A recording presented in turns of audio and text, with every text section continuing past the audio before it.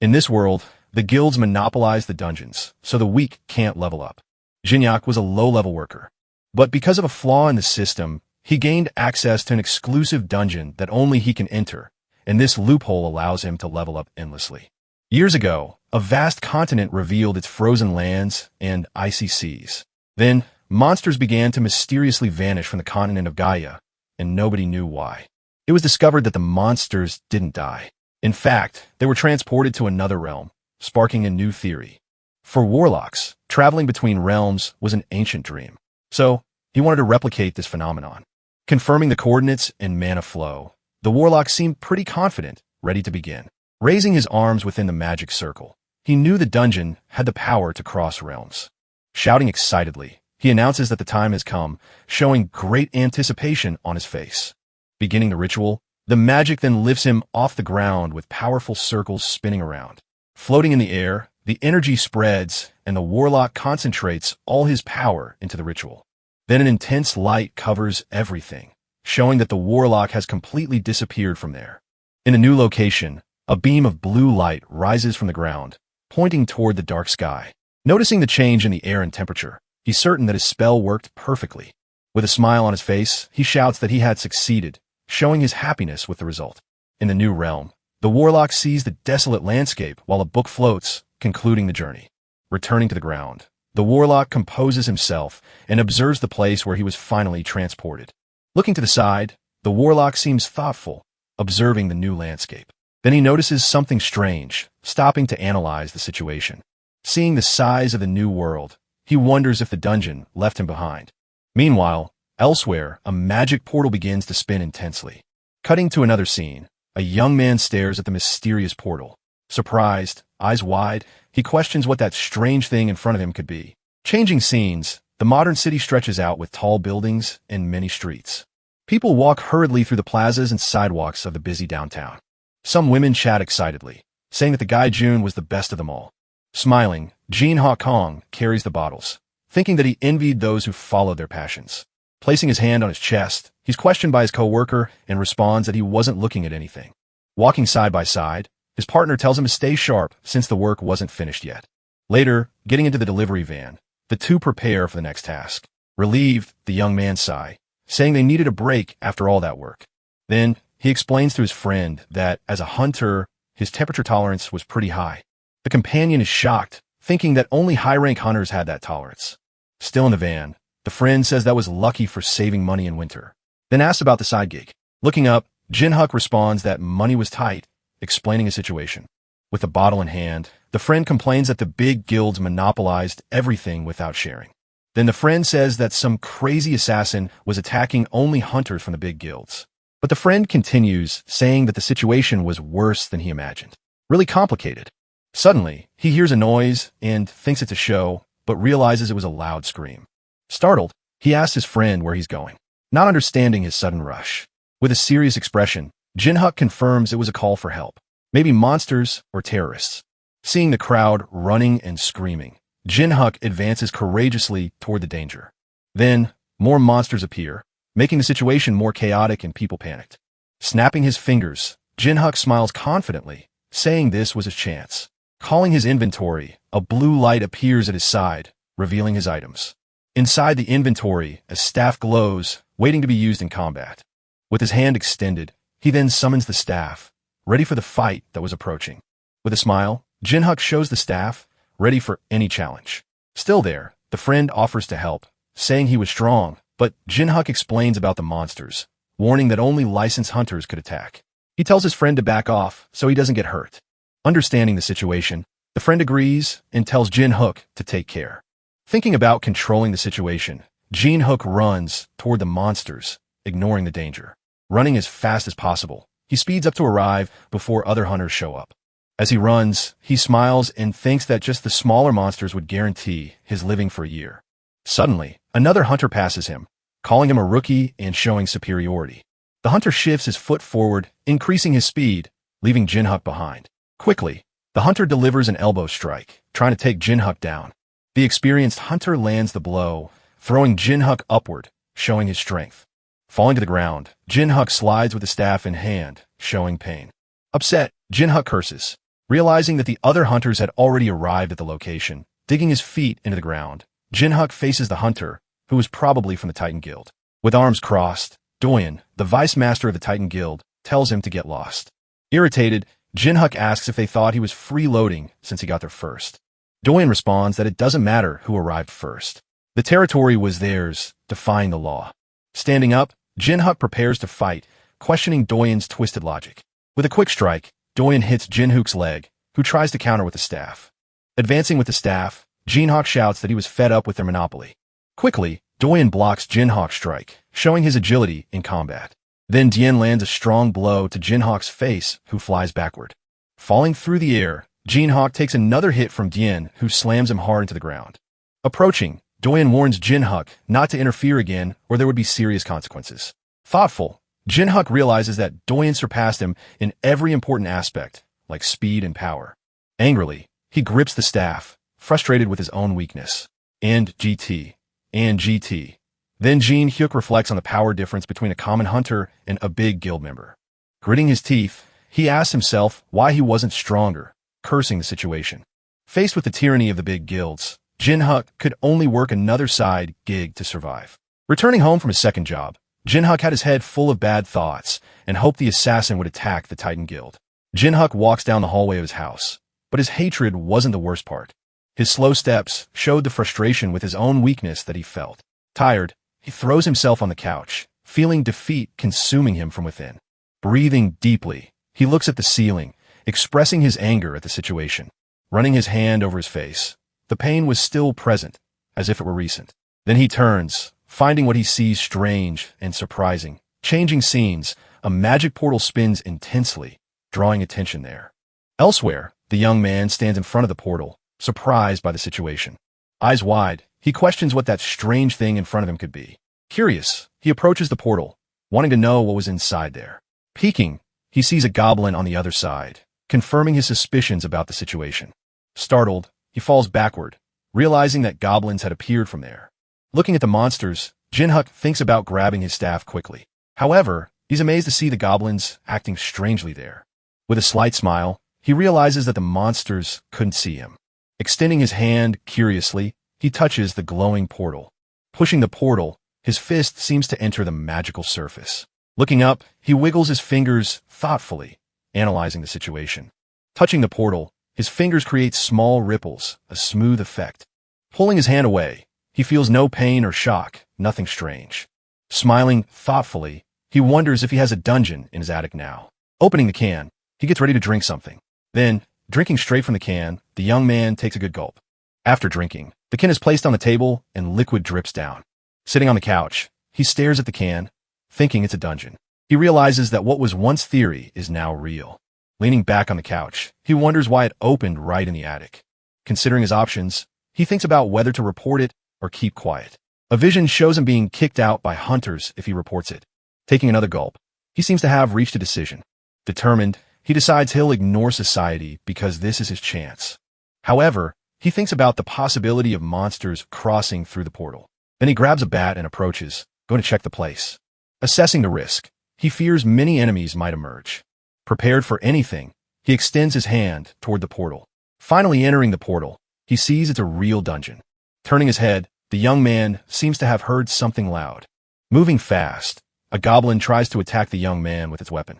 Reacting to the charge, a force pushes the young man back, throwing the goblin along with him. Hidden behind the portal, he realizes the creature can't see him. Watching the goblin, he hopes the creature can't detect him there. Attempting a strike, the goblin swings its weapon, but doesn't hit the target. With that, he understands the barrier is effective, blocking passage and vision.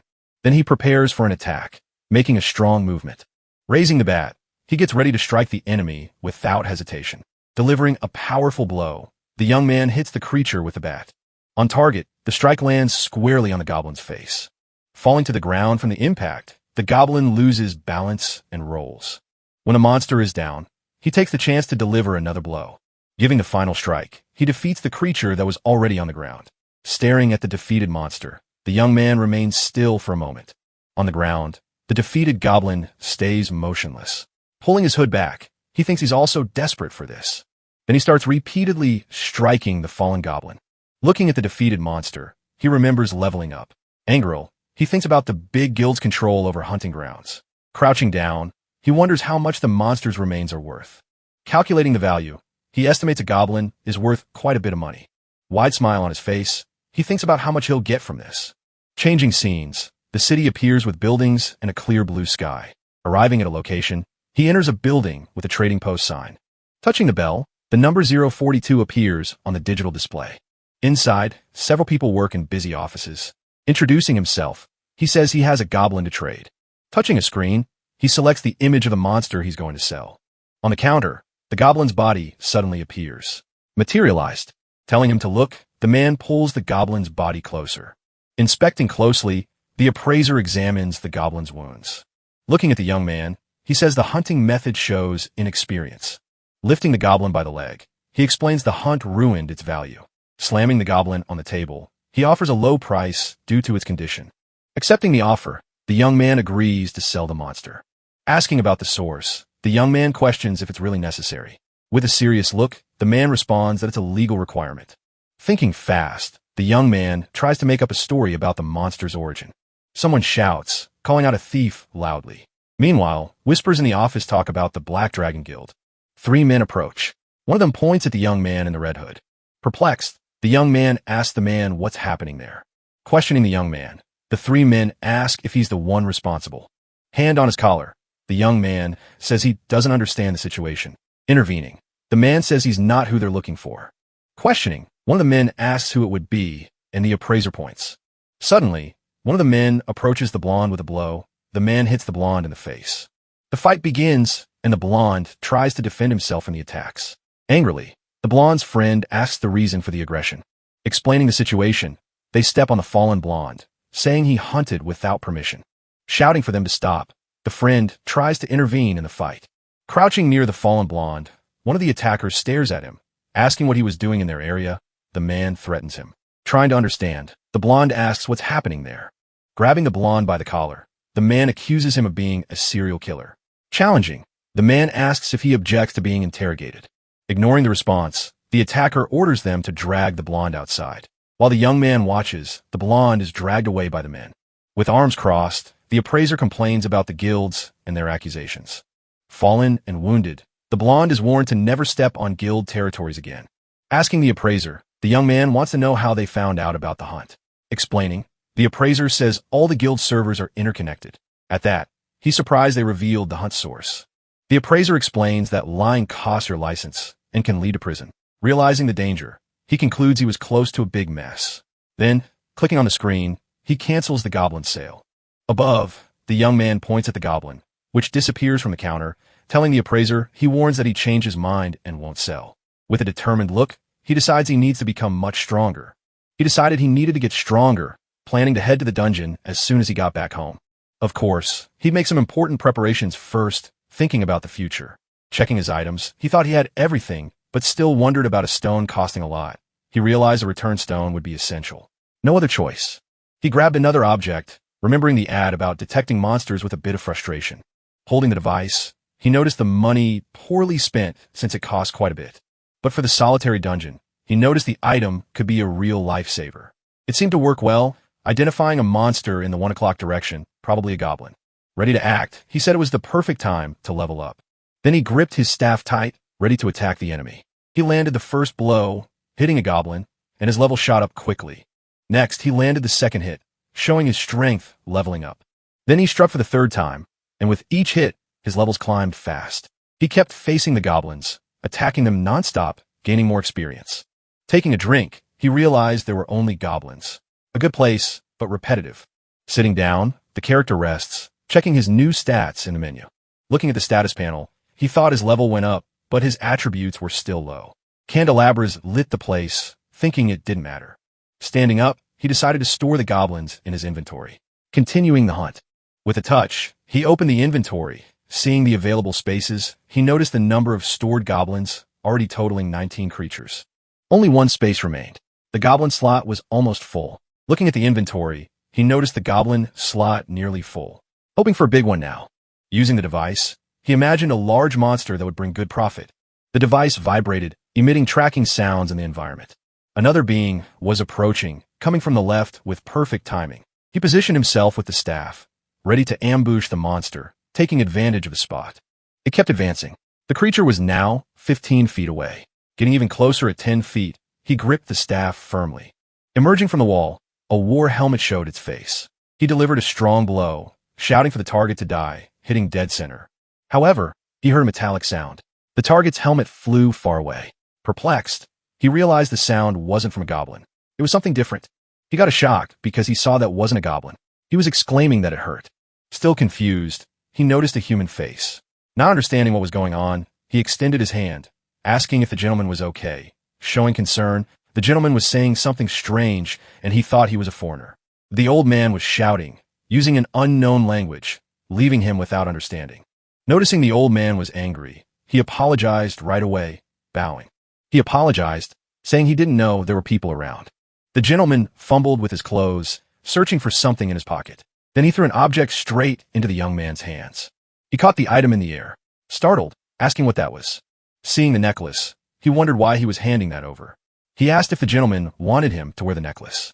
Putting it on, suddenly he notices a mysterious light on his chest, leaving him confused about what was happening. Nearby, an angry gentleman approaches, shouting loudly at the boy in the dark city street.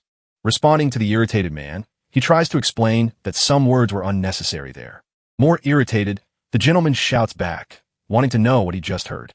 Apologizing, the young man bows, recognizing the situation was getting complicated. Then the gentleman comments about his long life, saying he'd never seen such rudeness before. Listening carefully, he asks if he'd heard the word dwarf from the man. Fallen on the ground, the items are picked up by the young man, who observes the short gentleman. Quickly, he grabs a sword from the ground, and a message appears indicating a rare item was acquired.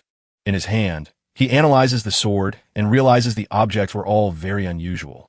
Seeing him with the items, the old man shouts, ordering the boy to return everything immediately.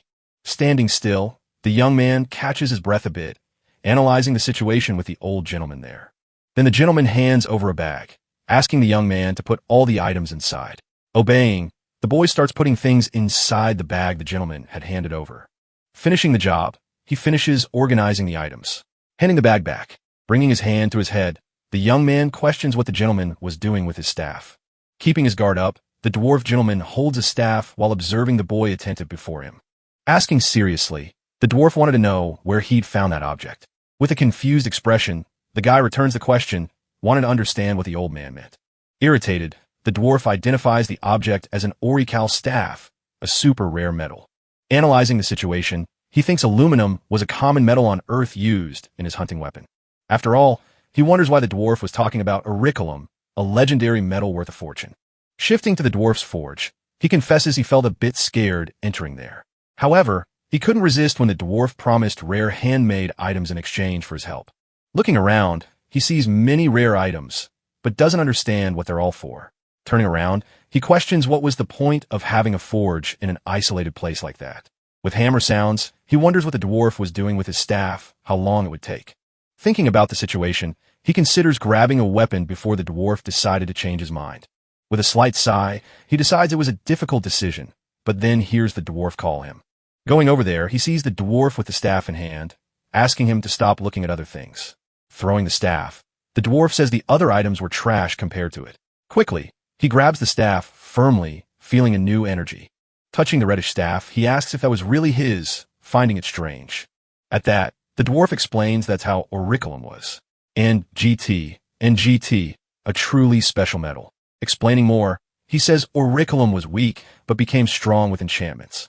Observing the staff, the boy realizes it had been enchanted by the dwarf. With a swing, he demonstrates his skill, striking the air with force. Raising the staff, he delivers another quick blow, slicing through the wind. Transforming his appearance, he emerges with a determined look, focused on the target. Holding the now glowing staff, he realizes the item isn't the same as before. Feeling his luck change, he shows a satisfied smile while the other watches curiously. Revealing the details, he notices the staff, now legendary, has gained new special abilities. Impressed by the S-rank durability, he thinks about the great value the item holds. With a sigh, he regrets not being able to sell the item, since it's bound to him. Questioning the staff, he asks the old man if the auto-return means he's stuck with it. Laughing, The old man explains that no one else will be able to use the staff since it was a gift. Accessing the menu, he confirms the staff is permanently bound to him. No selling. Accepting the fact, he stores the staff without worrying much about the current situation. Looking at his inventory, he decides there are other ways to get more money. Presenting his inventory, he shows there are valuable items there to use. Thinking about sales, he plans to find other ways to sell the goblin remains. Thoughtful, he searches for new ways to sell without involving the Hunter Society. Then he remembers the black market, a perfect place to trade monster remains. Contact with the dealers was simple. They always sought out low-level hunters. Arriving at the location, he spots a large construction site that seems kind of suspicious. Walking through the place, he explores the empty construction, looking for the meeting point. Holding a suspicious card, he wonders who this Mr. Kong could be. Looking up, he sees a big man who calls him by name, Mr. Joe. Pointing, the man asks him to come up since Mr. Lee was already waiting for him there. Going up, he finds Mr. Lee and his companion in a pretty strange environment. Introducing himself, Lai Jun-Shiel, the dealer, already shows his direct intention. Surprised by the rush, he opens his inventory, ready to show his items. Touching the screen, he selects the goblin remains, organizing the presentation. Then the goblins appear on the floor, impressing the two men present.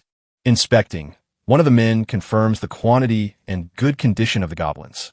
Impressed, Lee recognizes the quality of the items, marking the deal as verified.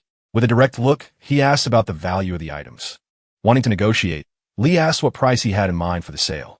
Suggesting a value, he mentions 5 million per head, magic stones included. Lee counter-offers, claiming 3 million per goblin due to supposed injuries on the heads. At that, the other assistant tries to argue about the price being reprimanded by Lee. While the assistant regrets what he did, Lee regrets having brought him. Thinking better, Lee agrees that 3.5 million would be fair. Saying 450,000, he sets his price, not a cent less. Seeing Lee's hesitation, he threatens to look for other buyers if they didn't accept. At that moment, someone appears running, warning there was a serious problem outside. Coming down the stairs, the assistants run, announcing a monster attack. Shocked, everyone hears the warning to evacuate since it was a monster attack. Scared, the protagonist asks about the monsters since there weren't supposed to be any around. Running, he realizes monster remains sometimes attract others in a rare situation. Worried, he questions the assistant about the type of monsters, wanting to know the details.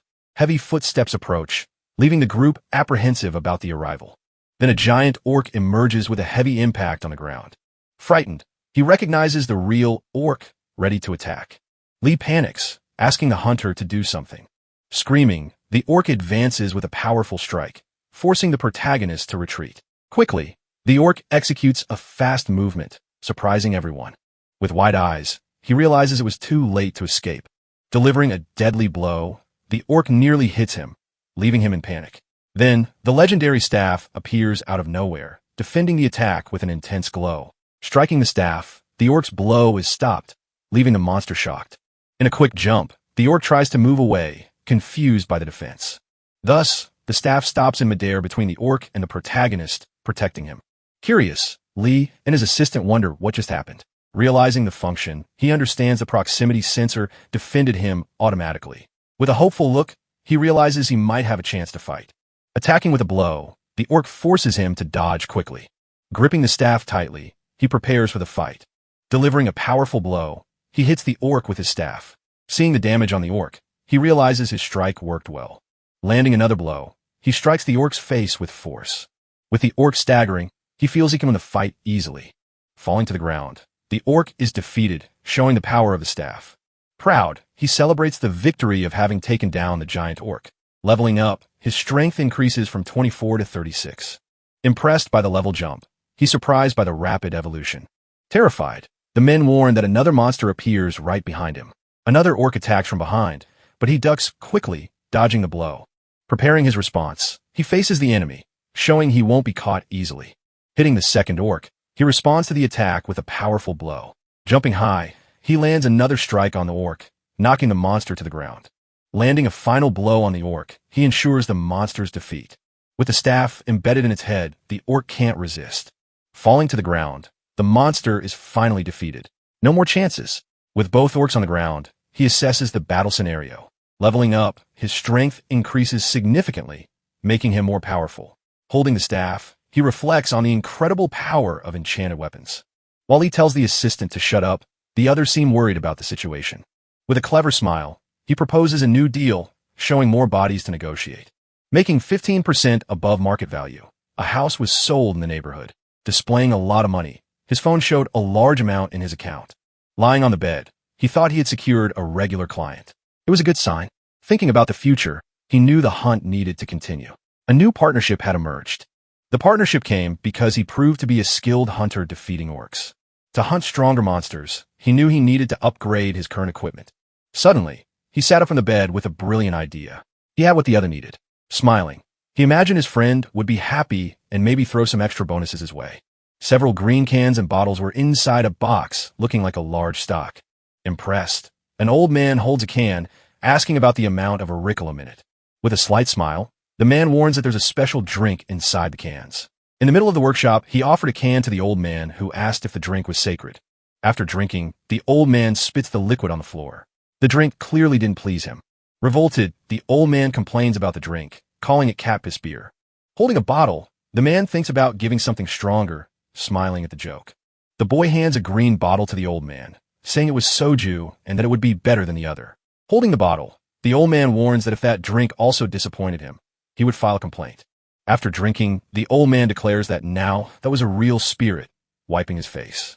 Still in the workshop, the old man says the drink wasn't bad, but it needed an extra spark. In turn, the old man informs that the man first needed to mine something to get such a spark. Asking what, the man discovers he should mine myethil, a very special metal. During the descent down the stairs, he grumbles that there was no free equipment in this world. As he continued, the man understands that everything had a cost, and he needed to work hard for it. Thinking about the metal, he wonders what the connection between mythil and the taste of the soju he drank was. Without many options, he decides to investigate the place and continues descending the extensive steps. Entering another place, a lush forest reveals itself, full of green and sounds. Walking through the woods, he notices that the labyrinth seems surprisingly real and vivid, with a blue screen appearing. A warning informs that he entered the second zone of the labyrinth. Soon after, a new warning asks if he wants to save a location as a teleport point.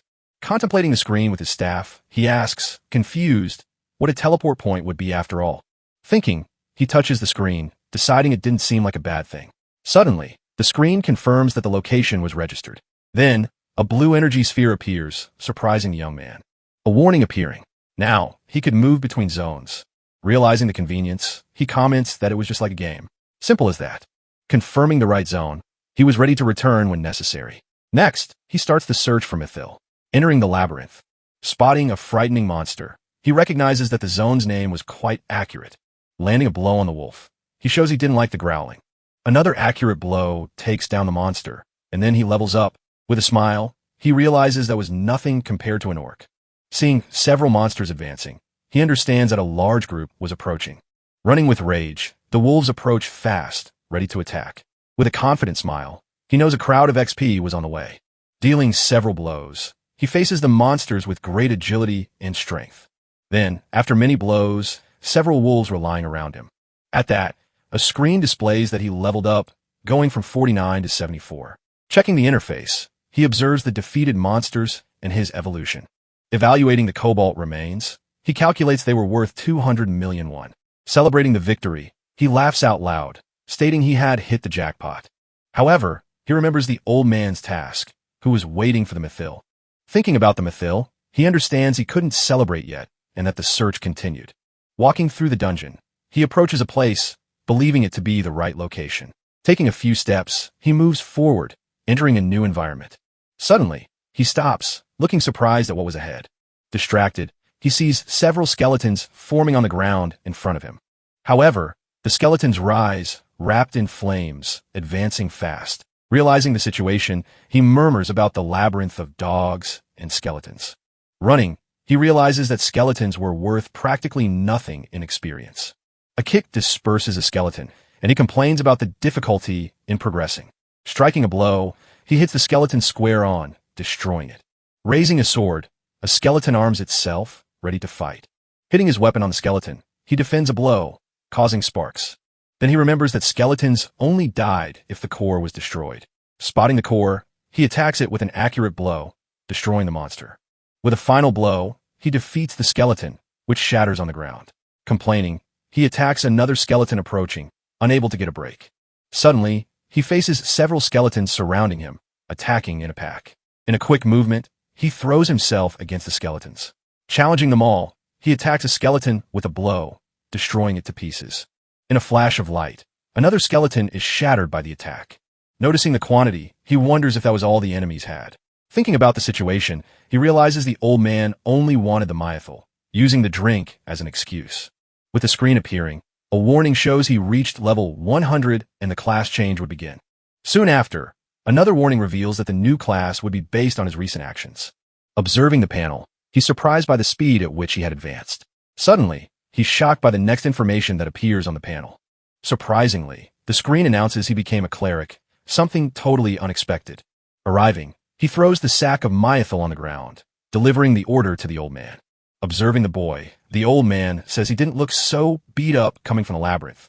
Then, grinning sideways, the old man jokes that he thought he had died. Responding, the boy asks if he looked fine, saying he was dying of pain. Questioning the boy, the old man picks up the sack and asks if that was all the mythal he recovered. Dismissing the old man's question, the boy thinks about how he stole a little and agreeing asks about the labyrinth. Ready to begin, the old man says he would make the equipment the boy requested, asking if he wanted anything special. Thinking for a moment, he says he already had a bat to attack, so he wanted something for defense that wasn't flashy. With a smirk, the old man says that was easy, putting the boy at ease. Vibrating the cell phone on the table shows it was already 8:30 at night, alerting that it was time to wake up. Hearing the alarm ring, the boy stretches in bed, still half asleep, but already waking up. With a quick motion, he slides his finger on the screen, turning off the phone alarm. Getting up, he stretches and says the 6-hour nap had been perfect for him. Rubbing his eyes, he comments that coming back to take a nap was the best choice because of the forge's heat. Grabbing the hammer, the old man strikes the metal piece with force, continuing with the work. Sighing with relief, the old man looks at the metal piece on the workbench. Then the old man makes a surprised expression, looking at something ahead. Walking up to the boy, the old man asks where he had been for so long.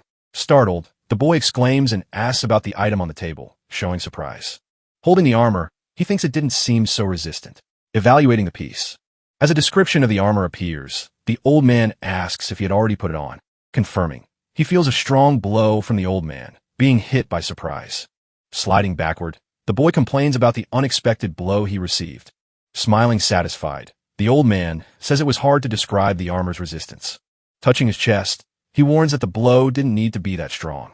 Lifting his shirt, he reveals the chainmail and comments on the blow received. As he walks away, he questions what he had done to deserve that dwarf. Bowing, the boy thanks the old man, happy with the new armor. Turning his back, the old man dismisses the boy's thanks in a hurry. Offering a drink, the old man hands a barrel to the boy to take. Holding the barrel, the boy asks the old man what that would be. A bit confused, with a mischievous smile, the old man asks if he really wanted to know what that was. Changing scenes, the apartment kitchen, apparently empty, is revealed. In another moment, someone swallows something, showing curiosity in the liquid. Sitting in the living room, he tastes the liquid, praising the smooth flavor similar to expensive liquor. Looking at the barrel, he wonders if it was really the soju he knew, showing surprise. Then, the old man explains that mythal barrels enhance the best flavor of any drink. Thinking about what he heard, the boy realizes something and questions himself mentally. At night, we see a city street while someone calls asking for a certain Mr. Kong.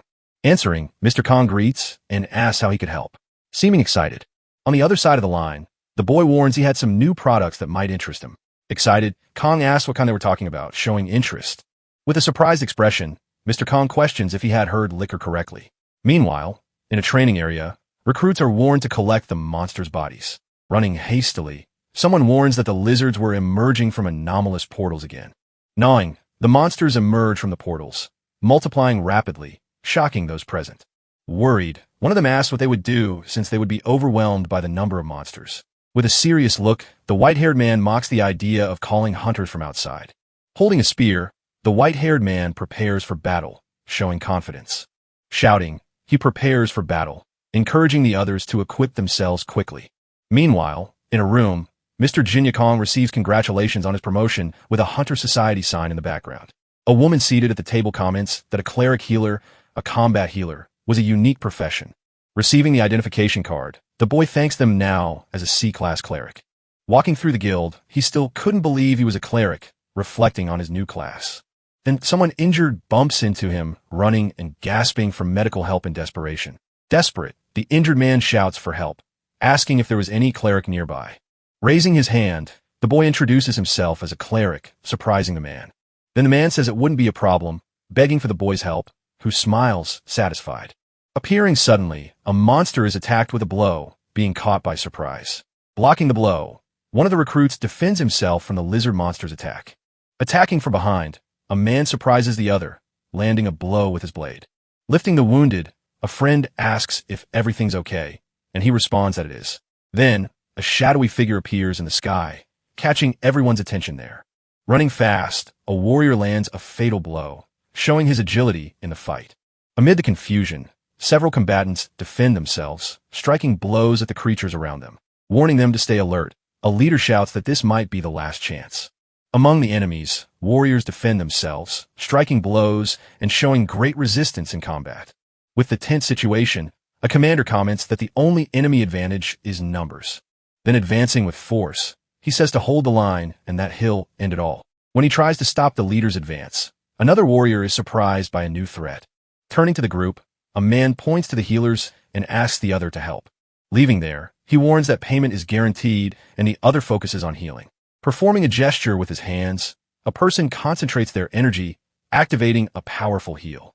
Defending himself bravely, a warrior blocks the enemy blow with his blade, showing firmness.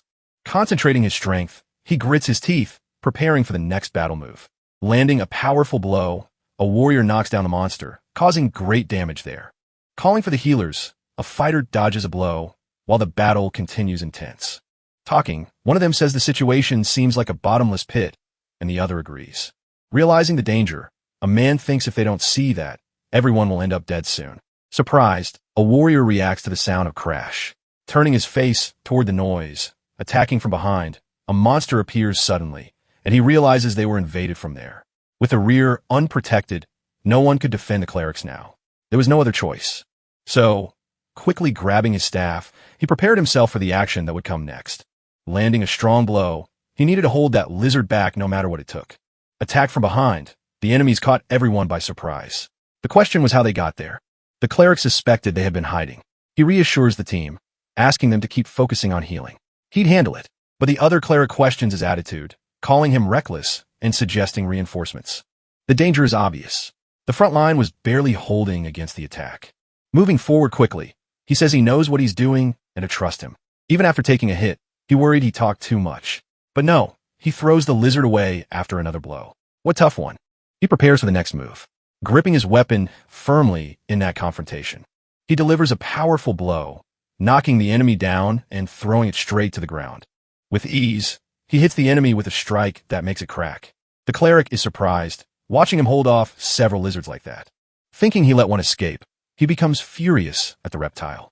He stomps the ground hard and chases after the enemy. Leaping up, he prepares to attack the lizard, saying he won't let it off easy. Then he unleashes a powerful blow, making a loud sound as it connects. He plants his foot on the ground, following the enemy closely. Dodging an attack, he's surprised by the lizard's strike. The creature mocks him, asking if he's surprised the attack didn't work. With a smile, he reads the situation, preparing for counterattack. He claims he's never faced a hunter so well equipped before, landing another blow. As the group looks on in surprise, he throws a lizard away, showing he had control. The cleric watches, impressed by his ability to hold everything alone. Another cleric comments that he was carrying everything. Without him, they'd be toast. Then, the group notices something different about the lizards. An unexpected change. A bright light appears suddenly. The group asks if that was him. Yes, it was him appearing and attacking one of the lizards, taking the enemy down with a blow. The Titan Guild Master appears. Sango Seo. Among the defeated lizards, the guy asks who he is. They tell him it's Sang Ho Zio, the S-rank hunter. Not recognizing the name, people are shocked, remembering he's the Titan Guild Master. Relieved, one of the clerics comments that they'll finally go home safely. As a lizard is quickly defeated, the cleric promises to settle the reward later. Moving forward, Sango guarantees he won't be disappointed. The other nods. Watching closely, he thinks about the Titan Guild Master Aster. Impressed. Realizing S-rank hunters are on another level, he sees the power in action. Knowing he's a beast unleashed, the master leaps to attack. Fighting fiercely, Sangoseo joins the fight with his guild companions. Sighing, he congratulates everyone on their solid work in the field. Happy, some members celebrate the guild master's arrival. Questioning how he knew, someone explains they asked for help. No risk to their reputation. Taking control, he orders the exhausted to fall back, wielding his axe. Shouting, he demands everyone fall back immediately without hesitation. Asking for a second, the companions tried to retreat quickly. They'd been warned. Meanwhile, the master displayed his fury. His face twisted with rage, unleashing a powerful blow. The master defeats the monsters around him, exploding everything. Hitting the monster directly, he explodes the creature with full force. In awe, everyone questions how many he defeated, understanding what strength means. Thinking he was doing well, he realizes the real strength. No one got hurt. Fallen and bleeding, the lizard still tries to resist, grunting weakly on the ground. He finishes off the fallen monster, landing a precise blow to the creature's head. With the operation complete, the master asks them to check the wounded and grab the equipment. Then he turns to, and with a serious expression on his face. Grabbing him, the master asks why he didn't call for reinforcements, questioning his sanity, asking if he wanted to get them killed, and explains he didn't want to look weak. Unsatisfied, the master retorts that it's not the guild, but him who looks weak, denying the accusation and disagrees. But the master promises to show him the meaning of unfair. However, a companion tries to intervene, calling the master to calm him down. A companion asks them to acknowledge the cleric's help so they can leave, but the master warns and that he won't escape, sending him back to the guild, bowing. The master thanks him for his help, saying he saved his hunters' lives. Then the master praises how he handled the rear ambush alone. He asks for his name. The young man responds that it's Jinyak King, offering a spot in the Titan Guild. The master says the membership fee would be waived and rushes forward, questioning the master about who he was inviting to the guild. According to Anne, he was just a D-rank hunter well below recruitment standards. He turns his face and realizes the seriousness of the situation. Shouting, the master warns that without him, everyone would be dead because of Anne's arrogance. 3 other shocked guild members watch the argument closely. Seeing the scene, a cleric thinks that guild master is a stand-up guy ordered to apologize and rebels, asking why he should apologize. Politely, Jinyak declines the offer, saying he didn't trust the guild with that leadership and shouts furiously, asking what he just said to the master. He throws a punch, his fist glowing, and yells, telling him to know his place. Quickly, a red lightning strikes the card, releasing a strong light, and is hit by a red blow, falling and screaming in pain. Holding the newspaper, a hand displays the shocking news about the guildmaster. In a meeting room, they debate, wanting the aggressor to deny everything, seeking to restore honor. Thinking alike, one of the men warns that their reputation will be seriously affected without action. While holding the mug, another says the blame for the dishonor belongs to, and not the cleric. Stating that, and nearly killed recruits, he reminds them that he also tried to assault a collaborator. Seeing the situation, he considers and LT, UNC and GT's dismissal justified, challenging anyone who disagreed. Saying that enough is enough with the nonsense, he affirms that everything necessary has already been done. Ordering them to leave, he watches everyone quickly exit the room. Recalling Jin Hikang, the man realizes he's not an ordinary hunter. Then, sitting on the floor of the room, a young man looks at his phone thoughtfully. Looking at his phone, he regrets having spent too much, perhaps because of the unexpected money. Grabbing the can on the table, he thinks he should have accepted the extra money offered. Drinking from the can, he tries to forget the regret about recent choices. Wiping his mouth, he remembers that the reward money isn't his main income. Later, a portal opens in a forest, and someone enters, following their path. Feeling stronger, he decides not to hunt only goblins and kobolds anymore. With this new strength, he seeks more difficult adversaries to fight. Starting to run, he advances along the path with speed. While walking, he feels he's penetrated deep enough into the dungeon. Then an orc suddenly appears, charging fast ahead of him. Hearing a noise, he turns around, noticing a monster running. Jumping in his direction, an orc appears completely unexpectedly. That cowardly creature was attempting a sneak attack. He quickly realizes, trying to hit him from behind, the orc begins a series of strikes. Taking a powerful blow, the orc is knocked down violently. By the fallen orc, he shows satisfaction, acknowledging the surprise of the attack. Turning to the group, he promises to hunt the entire enemy clan. Calling the monsters, he challenges them to come closer for the fight. With a leap, he heads toward the orcs, starting the confrontation. At that moment, a game interface opens, displaying the monster log. Celebrating, he feels confident after defeating 20 orcs. Finding it easy, determined to go deeper, he finds stairs and wonders what will be down there. Walking through a sinister corridor, he wonders if this is some kind of temple. Then a notification appears informing him that he's in Zone 3, the Temple Labyrinth. Arriving at Zone 3, he notices the structure of the place, confirming where he is. Another message appears informing him that he has a teleport point there. Noticing the absence of monsters, he considers that the temple might be a safe place. At that moment, the floor cracks, and he prepares for an unexpected confrontation. With a sudden impact, the floor breaks, revealing a monster. Startled, he quickly realizes this isn't a safe refuge. When a monster emerges, he dodges a blow that comes flying. He hears a clang, preparing for the enemy's next attack. Saying the monster is too fast, he parries the blow with his weapon. Despite having defended the blow, he's thrown back, questioning the attack. Noticing the enemy's speed, he slides backward, amazed by the strength. Assuming his stance, he recomposes himself, knowing that luck may not always last. Paying attention, he notices an important characteristic in the adversary. Then he notices that the monster's body is completely made of stone.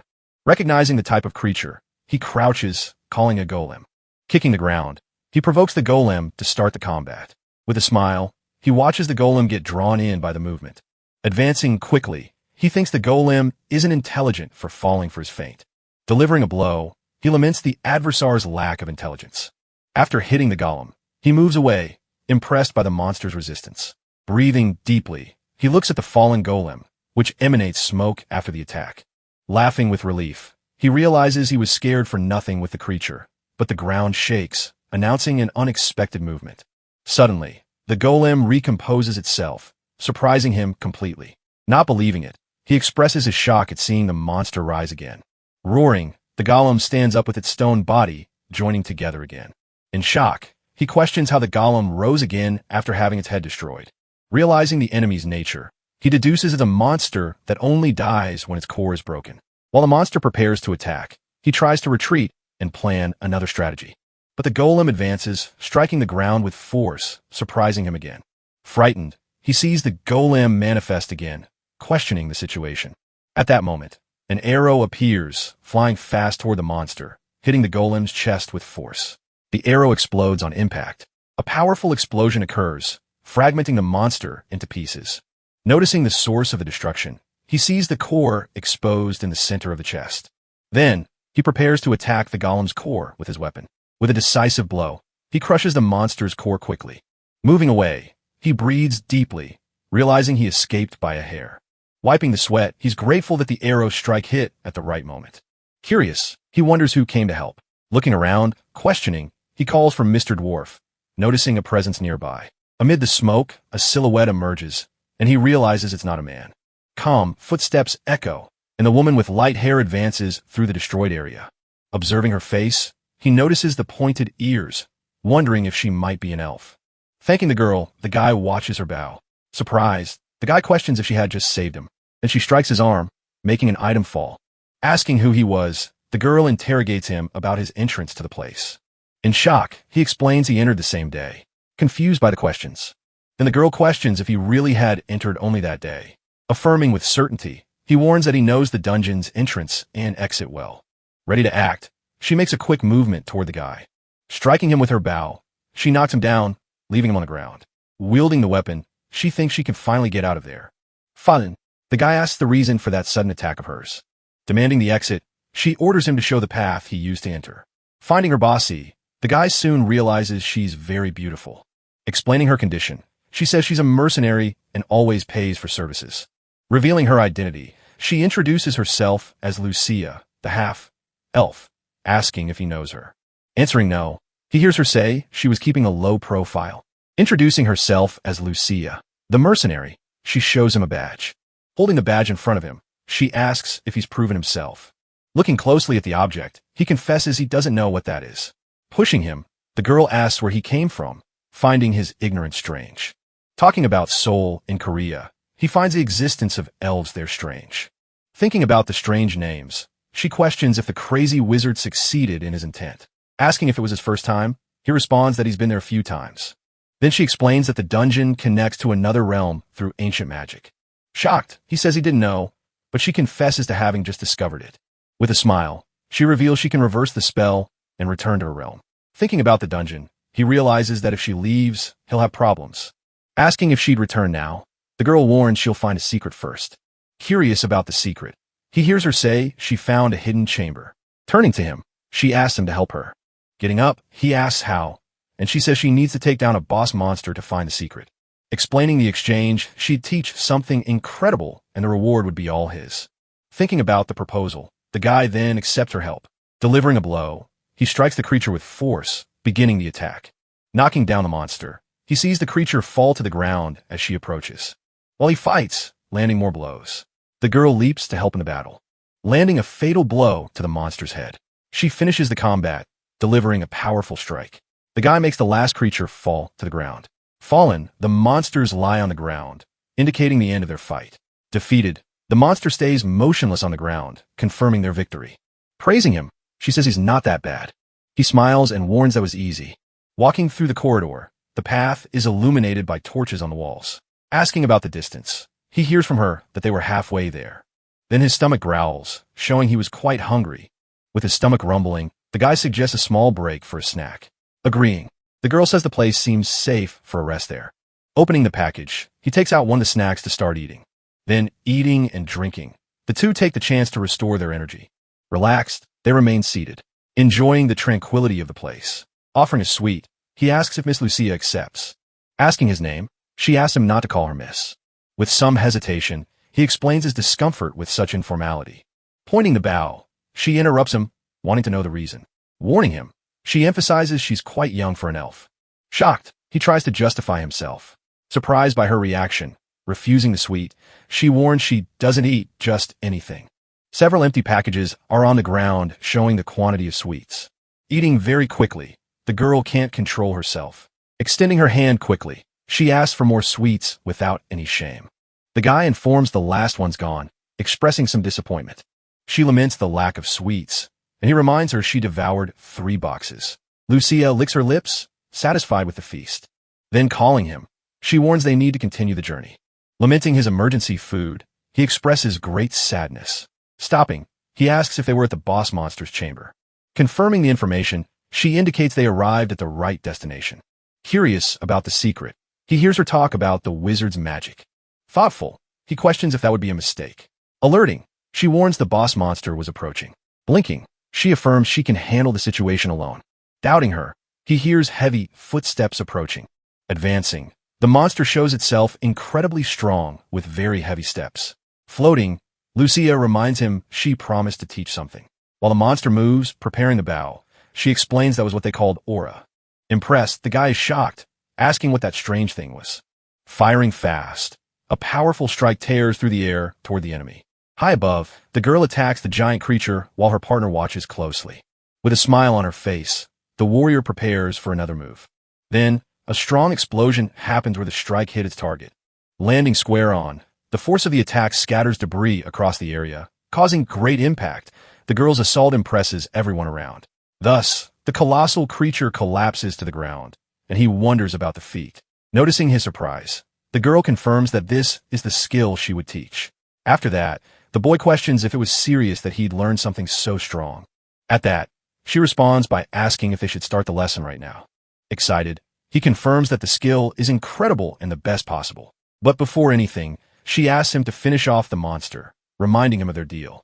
Pointing at the monster, the girl reminds him about the giant's core. Raising his staff, the boy prepares to deliver the final blow to the creature. At last, he hits the monster, noticing the exact location of the weak spot. It pierces the ground, a red object creating a crack and smoke. Then he realizes that a single blow wouldn't be enough there. At that, a quick attack comes, and he manages to dodge by a hair. Quickly, he summons a shield to block the enemy strike. Watching the scene, the girl is surprised by his use of aura. Jumping high, he throws himself at the creature. Aiming for the target, hitting the monster, he thinks that one blow alone won't cut it there. Meanwhile, the red object sinks even deeper into the ground. Striking several times, he unleashes a sequence of strong attacks. Shouting with force, he continues his series of powerful blows. Another strike hits the monster, causing a thundering crash, breaking what's underneath. The object continues its descent. Next, the creature shatters completely, turning to pieces. Leveling up, he sees the message that he's gotten stronger. Standing over the remains, he wonders how he'd be able to use aura. She asks if he's joking since he used aura just now, and he questions what she means. Explaining about sacred power, she says he used aura, and he asks if that was the skill he used. Not knowing what it means, the girl says it's a good sign and he'll master aura quickly. Happy with the news, he comments that this is truly excellent. As she explains, the cleric shield he summoned was his sacred power manifested as aura. Asking if he'll master quickly, he hears that everyone has their own pace, so he wants to start right away.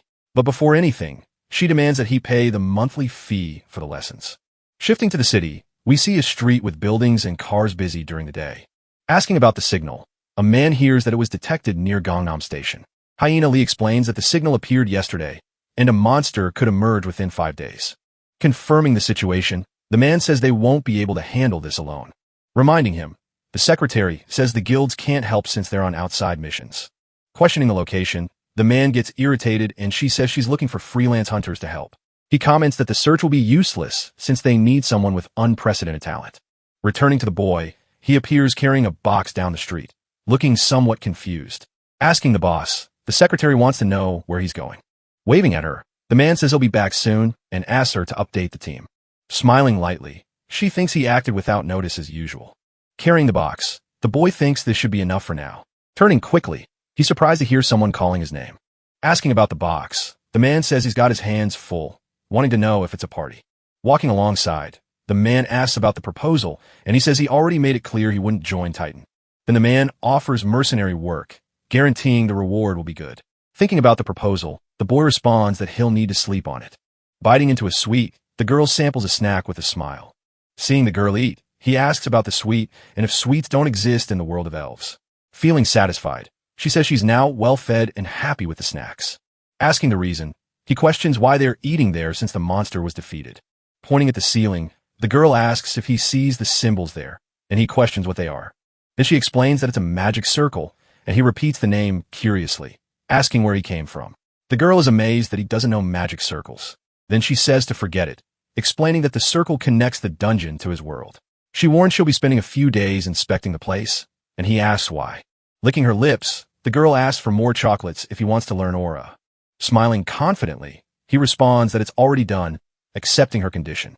Then she extends her hand and takes his, saying for them to begin, and he asks why the hands. Explaining the reason, she says it's the fastest way for him to master aura. With hands joined, the girl asks him to concentrate. Jean Hyak, she warns she's going to send aura through his body, and he should feel the flow. Swallowing hard, the boy gets a little nervous about what's going to happen. With a glow between their hands, the aura begins to be transmitted to him. As the aura flows, she warns him to pay attention to the sensation. Receiving the energy, he feels something flowing in his body, a different power. Feeling the energy spread, he realizes it runs through his veins, but goes beyond.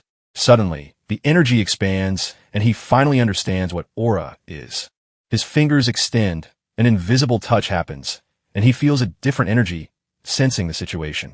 Commenting, the woman says the boy is more talented with an extraordinary sacred power.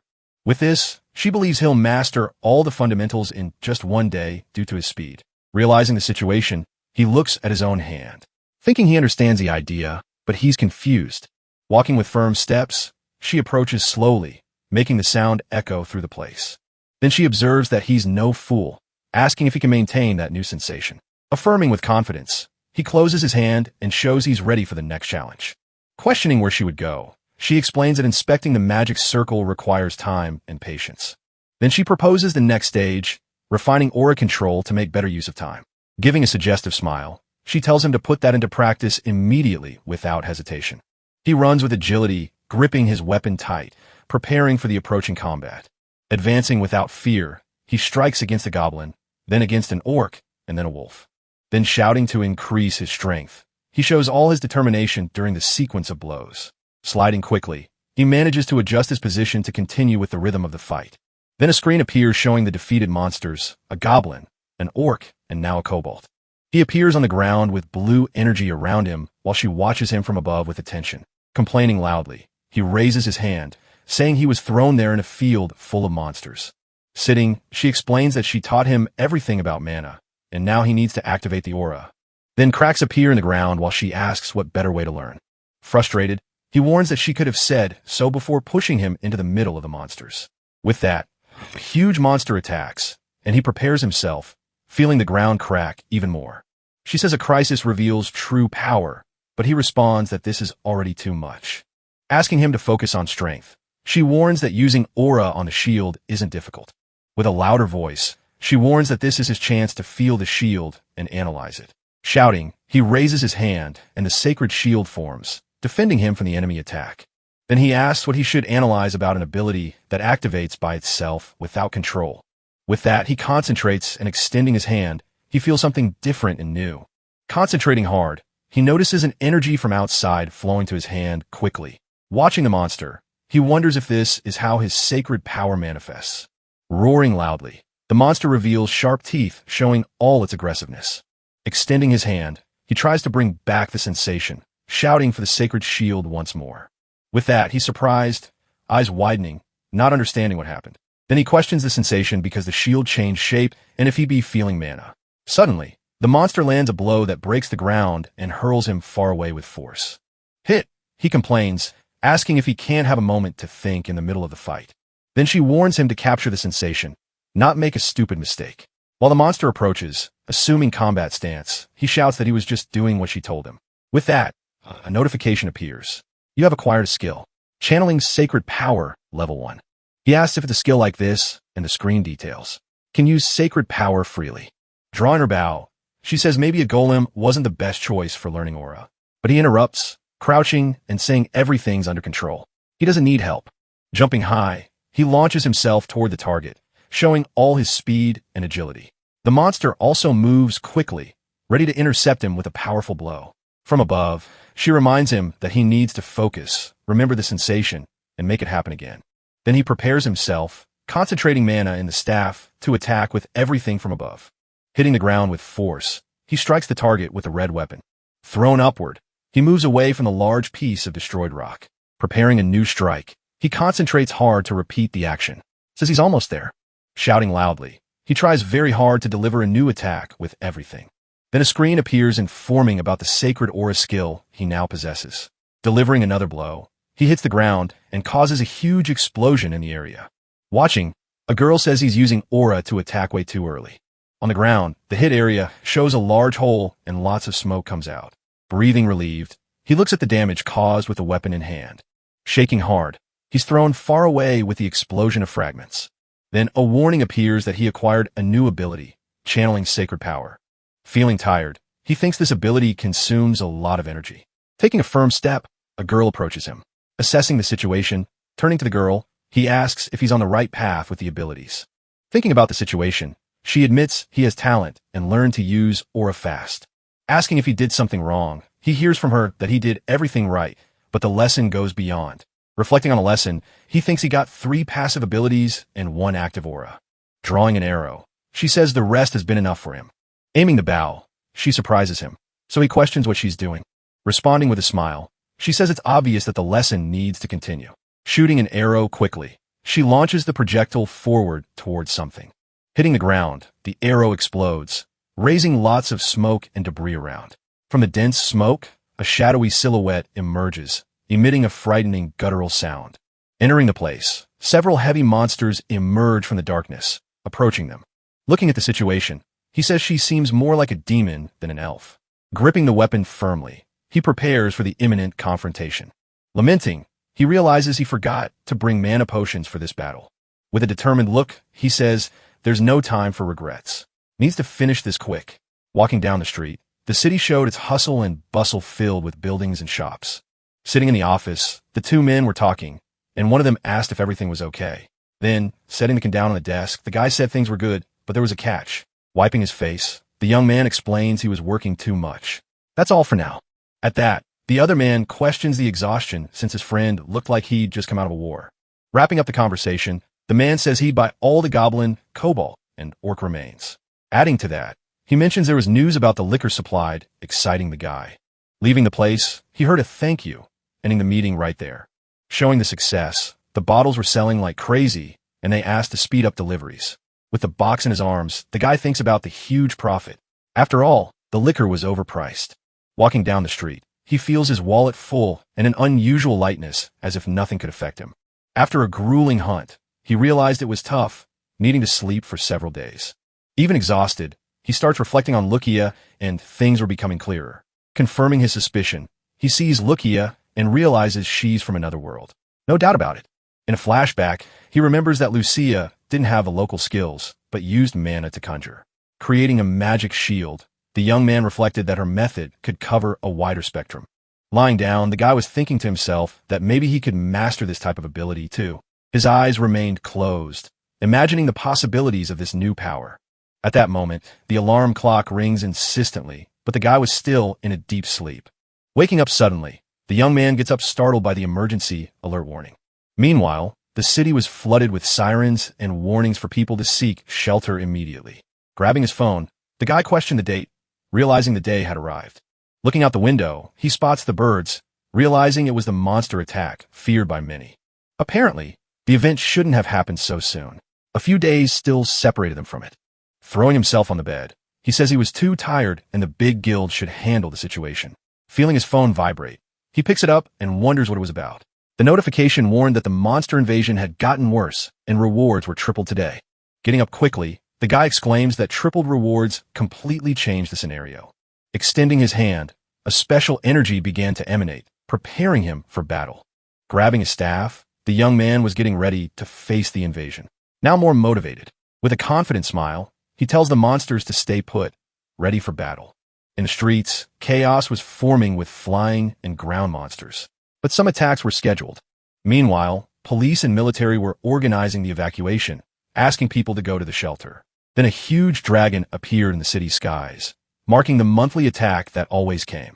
The defense line was under pressure, and one of the men warns that attacking wasn't a priority. With a strike, one of the soldiers defends the front line. Another soldier with a determined look prepares for battle, shouting to hold the line. Facing the horde, the soldiers held the line, while one of them says the strongest handled the big ones. But the situation got complicated because for every monster taken down, 2 new ones appeared. At that, another warrior realizes the attack was different from anything they'd faced before. To make it worse, the rival guilds were out of the country, making the defense harder. Suddenly, heavy footsteps approached, announcing the arrival of something big. Appearing in front of one of the soldiers, a gigantic monster was preparing to attack. With the creature approaching, the soldier crouches down, barely dodging the enemy's strike. Another soldier shouts for him to get down immediately, avoiding a fatal impact. But quickly, a warrior hits the monster with a strike, bringing down the giant creature. Fallen on the ground, the monster takes the blow. While a colleague warns, you never know where they'll show up. From afar, the warrior observes, worried, saying his men were at their limit. In the middle of the confusion, 2 soldiers comment on the warrior's strength, capable of knocking out the ogre with one blow. Facing several monsters, the warrior was already showing signs of exhaustion. He was almost at his limit. A woman warns he wouldn't hold out much longer and that they needed another hunter as backup. Then she's surprised, noticing something appear in the distance. Quickly, the guy delivers a precise strike to the approaching monster. While his phone was vibrating, the guy wonders who would be calling at that moment of chaos. Answering the call, a woman introduces herself as secretary of the Titan Guild, and the guy asks if it was about the attack. Asking how she knew, the guy says he was near the affected area, and the woman explains the urgency. The woman says he was the only one they could count on, even knowing about the bad experience. Asking her to continue, the guy awaits the proposal in the middle of battle. With a monster approaching, the woman offers a value never seen in the industry with flexible terms. Landing a strike on the monster, the guy likes the direct proposal, accepting the offer. At that, he accepts the terms, asking for 5 per head and says he'd make the guild stagger. The woman explains they were close by and asks to meet in front of store. Arriving at the store, the woman asks him to go over the details in person. Inside there, the woman says 4 was the limit, and he insists on 5 or he wouldn't do the job. Then the woman reminds him of his role as support and his C-class status and asks for understanding. Saying he was sold, the guy accepts the terms, ready to go into battle. The woman hands over a small device, and the guy questions what that was. She explains it was a monster meter, assessing the magical power of the hunted creatures. NGT. Soon, several monsters appear, and one of them attacks the duo, startling the guy. Quickly, the guy ducks down, dodging the attack while the goblins were approaching. With a precise strike, he hits the monster, protecting the woman. Checking the device, the guy is shocked by the low score. Just 2 points for 2 goblins. The woman explains that points scale with a monster's power, so weak monsters gave few points. For reference, the hunters on the front line were averaging 82 points. Adjusting her glasses, the woman warns that to maximize the reward, he'd need a higher score. Asking about supreme healing, the guy listens to the woman who says she's not an expert. With a smile on his face, he states that eliminating the source of damage is the ideal cure. Then, bending his legs, he prepares to show what he's capable of doing. Jumping high up, the guy warns that now they'd see the real action happen. Assessing the situation, she thinks about the individual's combat ability. A swift strike cuts through the air, signaling a powerful attack. Hitting the monster with force, he delivers a blow, breaking part of the object. Confused by the attack, the monster reacts, not understanding what really happened. As he leaps into the air, he feels the holy energy flow, a result of his training.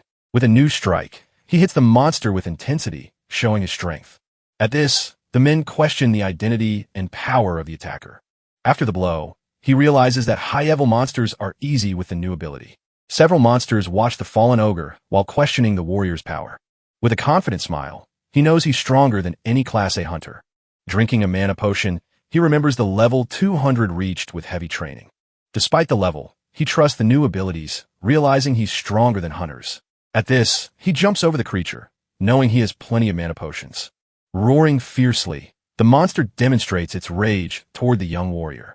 With this power, he faces the monsters, seeing them as a source of profit. A precise blow strikes the monster, leaving its chest bleeding heavily. Then, the bloody blade cuts through the air, showing the speed of the attack.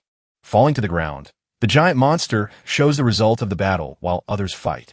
Looking back, he wonders where the horde is, realizing the new attacker's power. Shocked, they can't believe what they're seeing, questioning who that legendary warrior is. Irritated, he yells for them to stop staring as if they were at a real circus. Finishing the area, he sends everyone to the next zone, moving with great haste. Watching the boy from afar, he questions the hero's unexpected presence there. Recalling the past, he's irritated by the other's audacity, who return to confront him. Delivering a kick, he warns that he'll strike back, showing his intention to fight. Advancing, he promises to teach the rival good manners with a furious expression. Noticing the approach, he raises his gaze, confused, not understanding the situation unfolding. Quickly, he hits the rival with a powerful blow, throwing him far away without mercy. With a look of contempt, he considers the other a nuisance, not giving much importance to the guy. Fallen on the ground, he groans in pain, indicating the impact of the attack received in battle. Panting and furious, the Minotaur breathes with difficulty, feeling the battle. Worried, the man observes the scene, concluding that the situation is not good at all. As the miner advances, the man realizes his mana is running out, and that's a problem. Fleeing from the attack, he thinks about recharging his mana in a safe place. Asking for support, he prepares for the fight, trying to maintain a firm posture. Above the man, the young one prepares for an attack, falling from the sky with everything. Gripping the bat, he holds it firmly, preparing for the